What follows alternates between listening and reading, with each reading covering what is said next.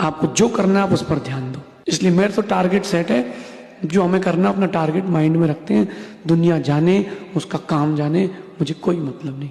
जो कुछ भी मेरे साथ हो रहा है ये मेरा किया हुआ है। जितना बड़ा परिश्रम करोगे उतनी बड़ी सफलता मिलेगी, उतनी जल्दी गरीबी हटेगी।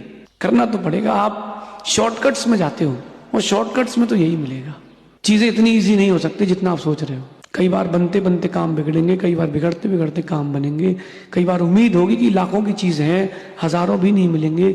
कई बार उम्मीद नहीं होगी, हजारों की चीज लाखों की बिकेगी। पहले पुण्य होना चाहिए। अगर आप मंदिर नहीं जाते हो, पूजा अभिषेक नहीं करते हो, कुछ दिन की बात है, तुम्हारी नींव कमजोर है, खत्म हो जाएगी। चालू करें भगवान का पूजन अभिषेक चालू करें।